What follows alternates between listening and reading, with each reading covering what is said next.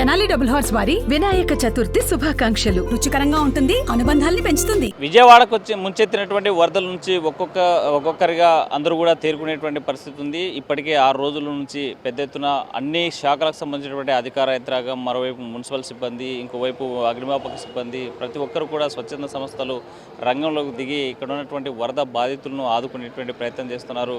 అయితే ప్రస్తుతం 11 గంటల ప్రాంతమైంది. రాత్రి మనం బీఆర్టీఎస్ రోడ్లో ఉన్నాము. పెద్ద ఎత్తున కూడా ఉదయం నుంచి ఈ ప్రాంతంలో నిత్యావసర సరుకుల పంపిణీకి సంబంధించినటువంటి వాహనాలు పెద్ద ఎత్తున తీసుకొచ్చినటువంటి పరిస్థితి ఉంది. మరో ఎవరైనా వస్తువులు తీసుకెళ్లకుండా ఉండేందుకు పెద్ద ఎత్తున కూడా పోలీసు పహారా కాసేటువంటి ఆ పరిస్థితి కనిపిస్తుంది. మరోవైపు నిత్యం ఈ 4-5 రోజుల నుంచి నిత్యావసర సరుకులు పంపిణీ చేసేటువంటి వాహనదారులంతా కూడా ఇక్కడే వెయిట్ చేసేటువంటి పరిస్థితులు అయితే కనిపిస్తున్నాయి. మనం కొంతమంది ఈ పంపిణీకి సంబంధించినటువంటి వాహనదారుడు ఉన్నారు. సార్ చెప్పండి, ఎన్ని రోజుల నుంచి మీరు వర్కులు చేస్తున్నారు? వరద బాధితుల కోసం ఎలాంటి సహాయక చర్యలు చేస్తున్నారు? ఎలాంటి పరిస్థితి ఉంది? మేము వచ్చి నన్ను మార్నింగ్ పొద్దున్న వచ్చాం సార్. ఇప్పుడు పొద్దున్న ట్రిప్ వేసాం, ఇప్పుడు 2వ ట్రిప్ లైన్లో ఉన్నాం. అది సార్. అంటే ఇప్పుడు మనం ఉదయం నుంచి తిరుగుతూ ఉన్నారు, నిన్నటి నుంచి తిరుగుతున్నారు. ఎక్కడ నిద్రాహారాల పరిస్థితి? నిద్ర లేదండి. గ్యాప్ వచ్చినప్పుడు ఒక గంట పడుకుంటున్నాం అంతే. నిద్రాహారాలు మాని సేవ చేసేందుకు పెద్ద ఎత్తున కూడా ఆ సహాయక చర్యల్లో పాల్గొనేటువంటి పరిస్థితులు కనిపిస్తున్నాయి. మొత్తం ప్రతి ఒక్కరు కూడా సైనికుల్లాగా అన్ని వర్గాలకు సంబంధించినటువంటి వ్యక్తులంతా కూడా పాల్గొంటున్నారు, సిబ్బంది పాల్గొంటున్నారు, స్వచ్ఛంద సంస్థలు పనిచేసేటువంటి ఆ పరిస్థితి కనిపిస్తుంది. ప్రాంత బాధితులు ఆదుకోవడానికి వచ్చారు. ఎప్పుడు వచ్చారు? ఎక్కడి నుంచి వచ్చారు? సార్ మేము వచ్చి నిన్న నైట్ వచ్చాం సార్. నైట్ నుంచి ఇక్కడే ఉన్నాము. అంటే ఇప్పుడు ఫస్ట్ ఆఫ్ ఆల్ ఏంటంటే మా ఫ్యామిలీ బాగానే ఉంది. ఇప్పుడు వరద బాధితులు చాలామంది ఉన్నారు, అందరూ మనలాంటి వాళ్ళే. సో వాళ్ళకు కూడా ఎంతో కొంత మనం సహాయం చేద్దాం ఉద్దేశంతో ఇక్కడికి వచ్చాము. మాకు ఒక రోజు 2 రోజులు నిద్రలేకపోయినా పర్లేదు.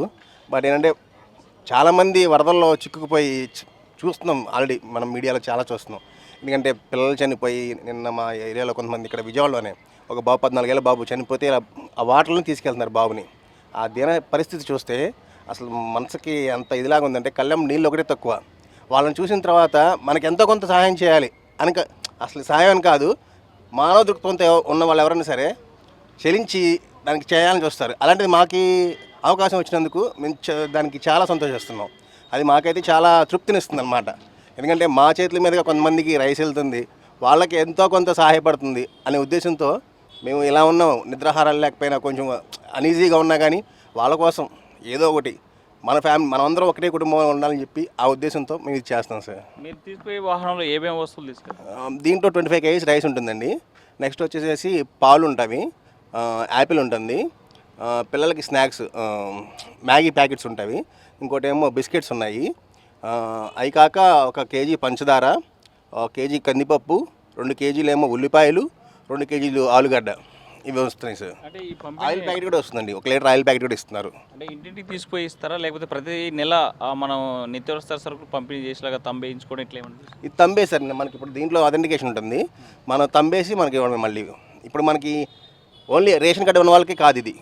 అంటే ఇప్పుడు రేషన్ కార్డు లేని వాళ్ళు కొంతమంది ఉంటారు కదా, వాళ్ళు కూడా కొంచెం ఆర్థిక పరిస్థితి బాగాలేక కొన్ని అపార్ట్మెంట్లు ఉన్నాయి, వాళ్ళు చిక్కుపోయి ఉన్నారు. వాళ్ళకు కూడా మేము ఇస్తాం అనమాట. ఇలా ఎందుకంటే ఆధార్ కార్డు మీద తంబే అథెంటికేషన్ వచ్చేస్తుంది అనమాట.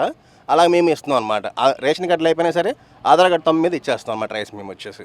అది సార్. అంటే తెల్లారే వరకు ఇప్పుడు పంపిణీ చేసే పరిస్థితి లేదు, మరి ఇలాగే ఉంటారా వెహికల్? వెహికల్లో ఉంటాం సార్.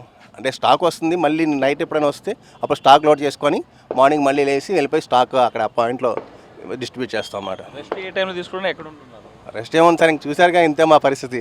నిద్ర వస్తే కడిమి కొనుక్కొస్తే అలా పడుకోవడము, లేదంటే ఇలా కూర్చోవడము, అంతే.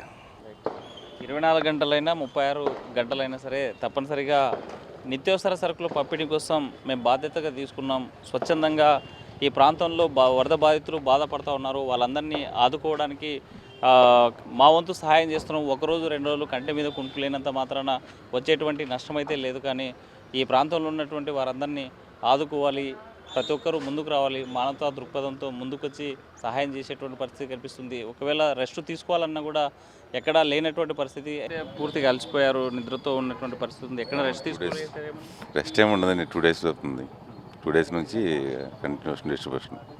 అంటే 2 days నుంచి కంటిన్యూ మీరు ఉన్నారా, ఏమైనా షిఫ్ట్ తీసుకున్నారా? షిఫ్ట్స్ ఏమి ఉండవండి. ఎండ్యూస్ ఉండాల్సిందేగా. తమ్ము కావాలన్నా ఇదన్నా షిఫ్ట్స్ ఏమి ఉండవు. జస్ట్ ఒక 1/2 hour అలాగే రిలాక్స్ అవ్వటం అంతే.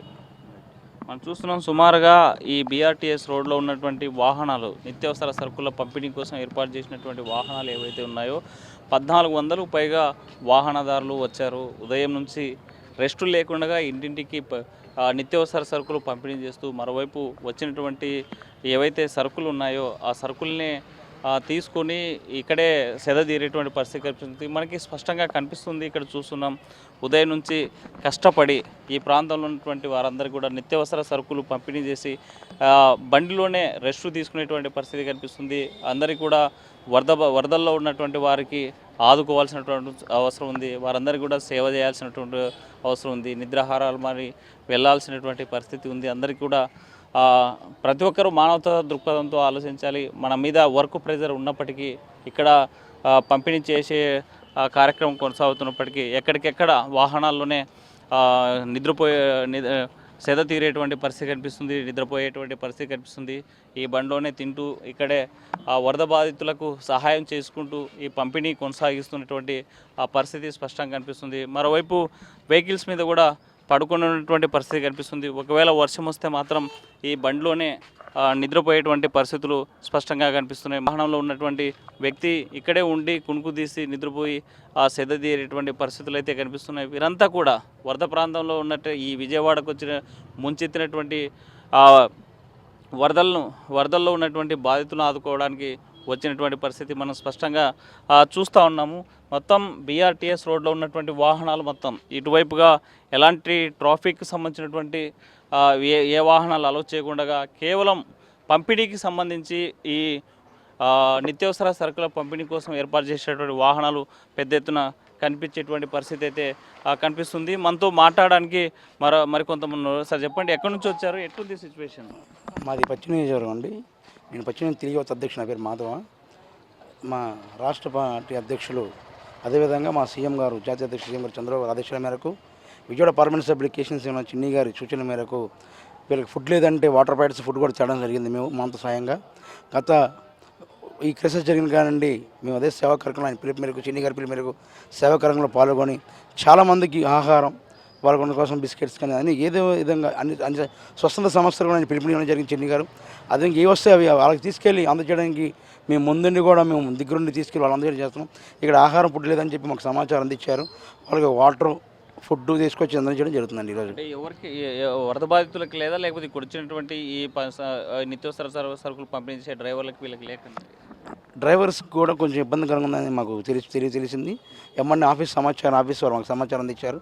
వాళ్ళకి మంచినీళ్ళు ముందు సులభంగా ఆహారం ఇవ్వండి, వాళ్ళు తెల్లవారులు ఉండాలి కాబట్టి వాళ్ళకి చూడమని చెప్పి మా చిన్ని గారి సూచన మేరకు ఇక్కడ రావడం జరిగింది. రైట్, మనం చూస్తున్నాము ఈ వాహనదారులు ఎవరైతే ఉన్నారో ఈ నిత్యావసర సరుకులు పంపిణీ చేసేటువంటి వారందరికీ కూడా సరైనటువంటి నీళ్లు, భోజన వసతులు దొరకనటువంటి పరిస్థితుల్లో ఇక్కడ స్వచ్ఛంద సంస్థలు అదేవిధంగా కొంతమంది టీడీపీ కార్యకర్తలు విషయం తెలుసుకొని రంగంలో దిగి స్థానికంగా ఇక్కడ వాహనాల్లో నిద్రిస్తున్నటువంటి డ్రైవర్స్కు ఇక్కడ ఉన్నటువంటి వారందరికీ కూడా మరి పాలు, నీళ్లు, ఫుడ్ కూడా పంపిణీ చేసేటువంటి పరిస్థితి ఉంది. ఉదయం అంతా వరద బాధితుల కోసం పనిచేసి వారికి అంతా సహాయం చేసి సెదతీరేటువంటి పరిస్థితులు కనిపిస్తున్నాయి. ఎక్కడికెక్కడ రెస్ట్ తీసుకుంటూ ఉదయాన్నే మళ్ళీ లేవగానే రంగంలో దిగాలి, పంపిణీ చేసేందుకు ముందుకు వెళ్ళేటువంటి పరిస్థితి ఉంది. ప్రతి ఒక్కరు కూడా సైనికుల్లాగా పనిచేస్తున్నారు. వరద బాధితులను ఆదుకోవడానికి పెద్ద ఎత్తున తరలి వచ్చారు.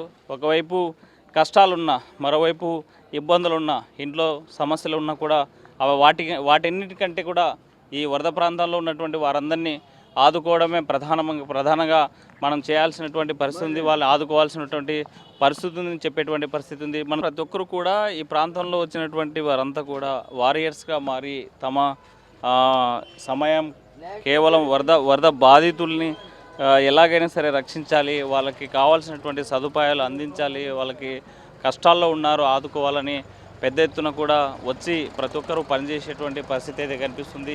బీఆర్టీఎస్ రోడ్లో మాత్రం ఎక్కడికెక్కడ వాహనాలు నిలిచి ఉదయం పంపిణీ కోసం సిద్ధంగా ఉన్నటువంటి పరిస్థితులు స్పష్టంగా కనిపిస్తున్నాయి.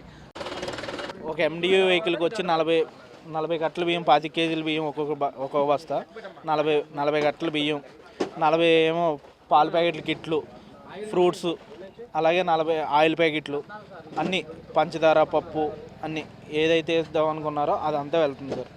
40 చొప్పున ఒక్కొక్క ఎండియూకి సచివాలయానికి వెళ్తుంది. అలా ఎన్ని సచివాలయాలకి అటాచ్ చేస్తే అన్ని వెహికల్స్ ఆ సచివాలయానికి వెళ్తాయి. అక్కడ సచివాలయం స్టాఫ్తో వీళ్ళందరితో డిస్ట్రిబ్యూషన్ అవుతుంది సార్. సార్ గత 5 రోజుల నుంచి వరదల్లో పనిచేస్తున్నారు. ఎక్కడ శ్రమ కానీ లేకపోతే ఇబ్బంది కానీ అనిపించలేదు? ఇబ్బంది అంటే ఇబ్బంది ఏముంది సార్, తప్పదు, కొన్ని పరిస్థితుల్లో తప్పదు కాబట్టి చేస్తున్నాం సార్. అంతే, ప్రతిరోజు ఇదే పని ఉంటుంది అంటే మనం కష్టంగా ఉంటుంది, అంతా తప్పదు కాబట్టి. ఇలాంటి సిచ్యువేషన్లో కూడా రాకపోతే రాలేదనుకుంటున్నాం మరి. అందుకు తప్పక చేయవలసిందే సార్. ఇది ఎవరు మన సొంతంగా వచ్చి చేయడానికి అలాగే ఉంది సార్ ఇప్పుడు పొజిషన్. తప్పదు, చేయాలి అని చేస్తున్నాం అంతే. అంటే మిడ్ నైట్ కదా, మిడ్ నైట్ ఏముంది సార్, ఈరోజు తప్పదు.